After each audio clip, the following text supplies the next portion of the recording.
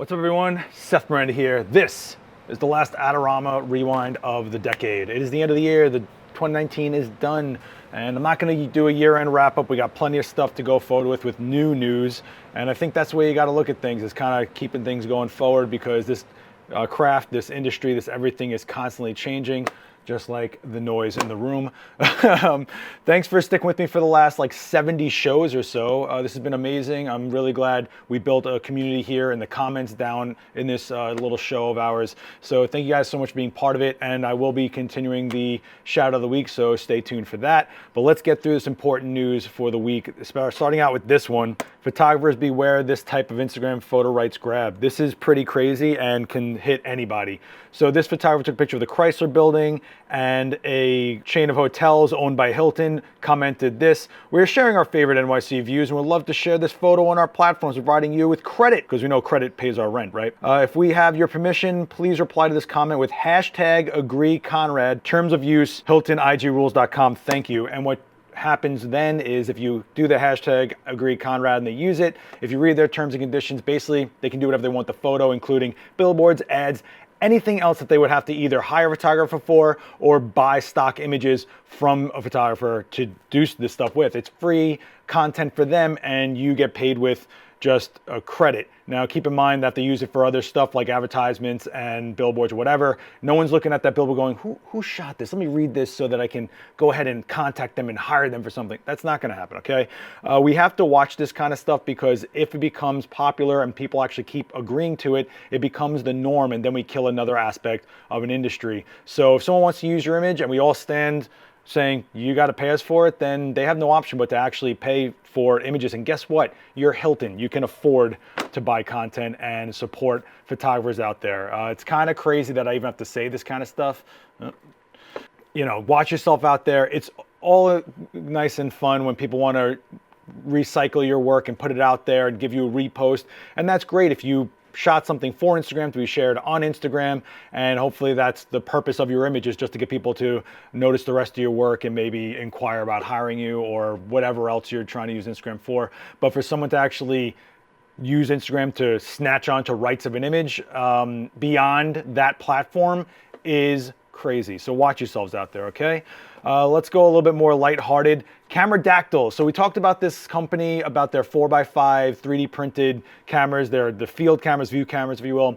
And they made a pretty much a super customizable, very lightweight and affordable large format camera system for people out there. And now they put out this, the Bronco Pen 35mm panoramic camera. It's pretty swank. I know it looks like an underwater camera. It is not. It is a film camera that's 3D printed. Really snazzy. Of course, they can have a billion colors of different parts. You can have printed 3D, and you just have to mount your own Mamiya lenses to it. What you have to check out, oh, by the way, they're Mamiya press lenses, I should add, by the way. What I want you guys to realize, though, is that the aspect ratio of this is kind of nuts. You see how long and squished that is, almost anamorphic? It's a pretty cool aspect ratio. When you look at it, it's very, let me show you. There, it's very cinematic, right? Very letterbox looking. You can see these images, and they just have this unique stretch to them that you normally see in cinema. It's pretty interesting, and if you're someone that's really into film photography and just kitschy cameras in general, it's a pretty cool one to get involved with, I should say. It is just one of many of the cameras they make. There's a 1 to 2.4 aspect ratio, which gives you that stretch. It's 20 by 24 by 58 millimeter, which is pretty interesting. You can go to the website right here, and you can see that everything is pretty affordable, right? Like 120 bucks, you know, 65 bucks, 53 bucks. It's all 3D printed. They even make grips for older cameras to make them a little more ergonomic if you're not into the whole flat body style that we used to deal with back in the day. So check that camera company out. It's pretty awesome. I really like this kind of homegrown stuff, the DIY.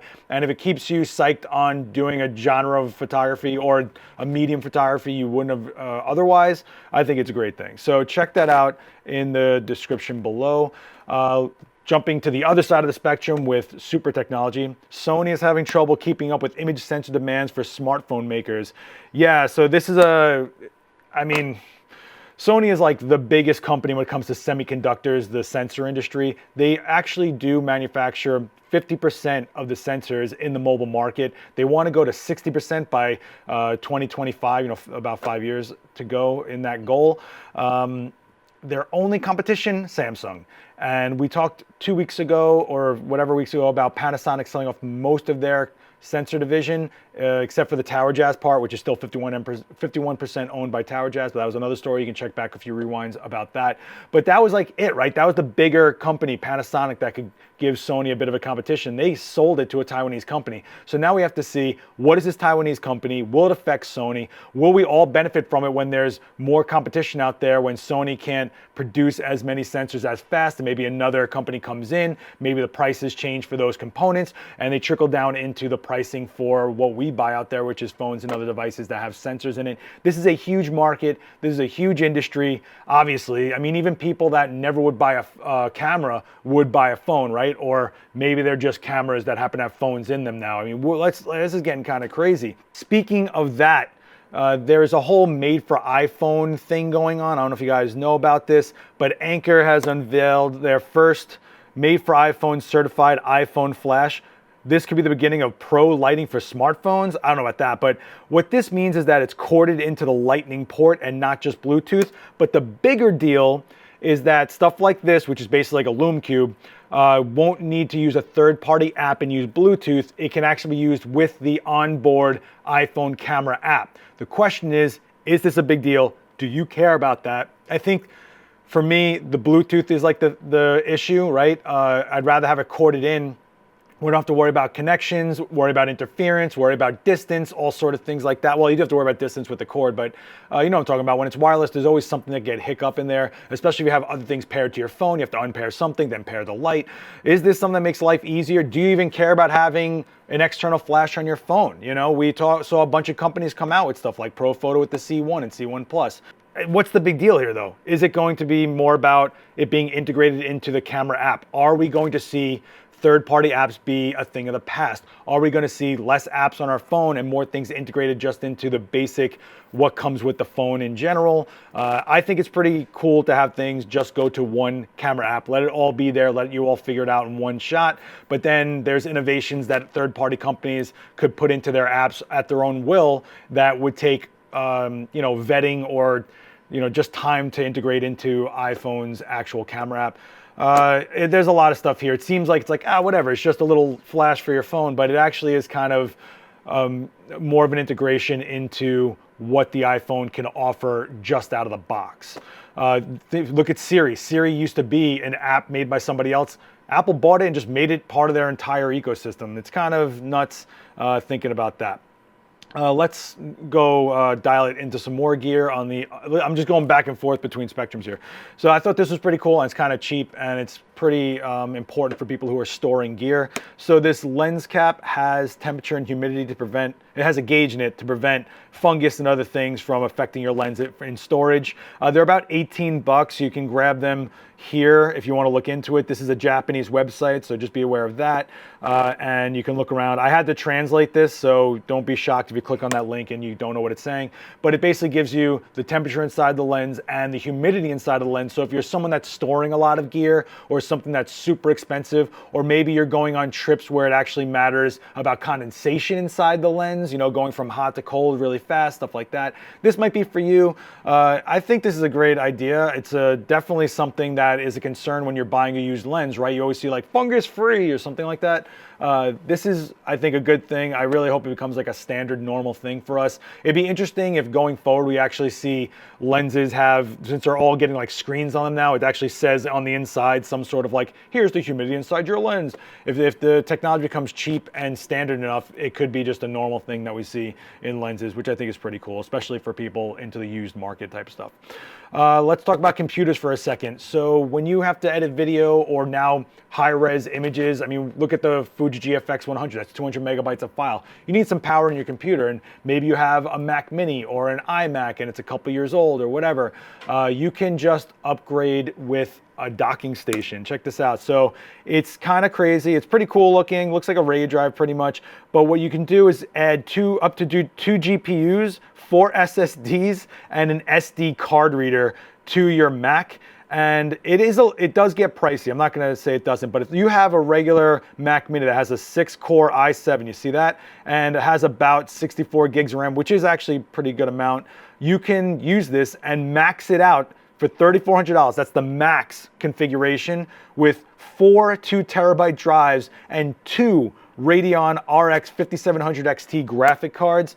Think of it this way, if you can't afford those new Mac Pro towers that look like a giant cheese grater, or something even crazier than that, well, there is nothing crazy than that, something less crazy than that, I should say, that's still out of your price range, and you already have a computer that seems like it's working great, you just need some more power, this might be something for you. It is on Kickstarter. I don't think it's really out there yet, but check out the link below, go click on it, read it up, and it's pretty interesting that this kind of stuff is being put out there, because it leaves open options for a lot of people that have technology that isn't bad. It's just there's other technology we're using with it that might be too much for it. That happened to me with my recent MacBook. I had a 2014 MacBook. It was slowing down like crazy, and I updated to a new MacBook, but I also thought about, well, maybe I'll just get a Mac Mini for home for editing. I could have probably gone this route if I waited a little longer, but I'm pretty happy with my 16-inch MacBook. It's pretty awesome.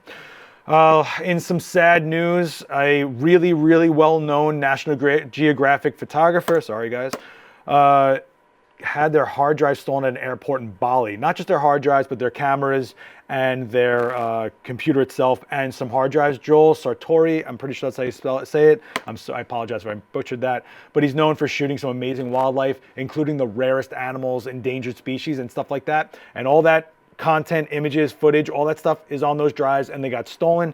So over here, he posted about it, and he's saying that no questions asked. Here's a phone number that you can hit him up with if you have any leads. He posted on his Instagram, which has 1.4 million followers. So if you have heard anything about this, or know anything about this, or could lend any hand to this, please hit him up. We all know what it's like to lose images, especially if it's something you can never get again, like rare animals that might not exist soon. Who knows? We have to stay up on this kind of stuff. We have about 1 million subscribers here, so I think somebody out there hopefully can lend a hand to this, and hopefully he can get this resolved. No questions asked, just get those hard drives back, and they're good to go. Okay, so in some quirky news, I guess you'd say, we talked about the Craigslist ad that was trying to hire a nanny that cared more about being a content creator first and cared more about being a photographer for the family than being a nanny. Well, now there's a millionaire that will pay you 55 grand a year to travel the world, and you can bring a friend with you too. So they'll pay for your trips and everything. And this guy right here needs some amazing photos of him ignoring the Eiffel Tower to look at his phone. Because that's super cool. This might be where the industry is going, guys. If you're interested in this job, I'll put the link below. All expenses paid. So pretty much you're looking at 55 grand for the year that you're just taking home, because your food and lodging and all that stuff will be taken care of otherwise. So that's not so bad, right? And you can bring a buddy with you if you want. I don't know if their expenses are paid, but who knows? I think it does actually say your friends are expenses paid as well. I don't even know what to think about this. It's cool, right? It's kind of crazy that you could go spend a year traveling the world on someone else's dime and just be sure to focus on them. On a vanity level, does this person really need a personal photographer? Wouldn't you rather see their view of the world, like how they're shooting it? I don't know. It could go either way. I think it's cool that there's new jobs out there for content creators, photographers, videographers. He's saying all you need is your phone, so you don't even worry about a kit with you. That being said, I don't know what this guy's demeanor is like or how he treats employees, but it could suck. Who knows? I don't know. Let me know what you think about that down below. I'm like, as you can tell, I'm like kind of like, argh. But this is kind of where we have to look at our industry. What are the new jobs? What is the new avenues that haven't been explored yet? What are the pathways to getting a paycheck while still being able to shoot? And for the most part, people just want content, and they're going to pay you for a skill they couldn't do themselves. However, this guy's just asking to use your phone, so I'm sure they're just looking for someone with an eye and that is ready for moments and understands how to work in an environment fast, I guess. I don't know. Last week or a week or two ago, I'm like losing track by now, Canon had an issue with the 7200 2.8 RF lens, which is like this tiny little guy that now has this actual zooming mechanism rather than being all internal. The past lens was this big. This one can actually shrink into itself, which people love or hate. I don't know where we stand on that, but it did have focusing issues, and Canon is saying, don't worry, we understand that the focusing issues are there, which is basically at 200 millimeters, the minimum focusing distance it doesn't hit. And it's not every single one of these lenses, it was just like a batch of them. They're saying early January, which is like a week from now, they'll have a fix for it. So if you did buy this lens, be up on that. If you're going to buy this lens and you have older firmware, be up on that. So just be aware of that. That's pretty much the news for this week. I'm going to cap it there, or this decade, right? I did release a video of my own on Sunday, yesterday, and I got to visit the Gavin Hoey in the UK. So if you guys want to check this out, we shot this amazing model, Roger. If I can find a place that's not my vloggy parts. And it was pretty cool to see him in all this costuming and all this crazy stuff. There he is. Jeez, it's hard to skip around on these videos. And you can see how we built the shot together and what it was like to work under a time constraint, and also see BTS of Gavin's home studio. If you don't know who Gavin Hoey is and you found this channel, you better get on that playlist fast. He's like the most popular guy on this channel, and he's just an awesome human being in general. One of the most creative guys, works in a very small space but creates a lot of big things, and his images are very tangible for anybody to shoot them, and he'll show you how to do it. So check out the link below. Leave me a comment on that video. Let me know what you think about it. It's for my live view playlist. If you didn't realize that, I put out a video every now and then while I'm working out there in the field, and I can bring people with me to record it. So I'd appreciate you checking that out.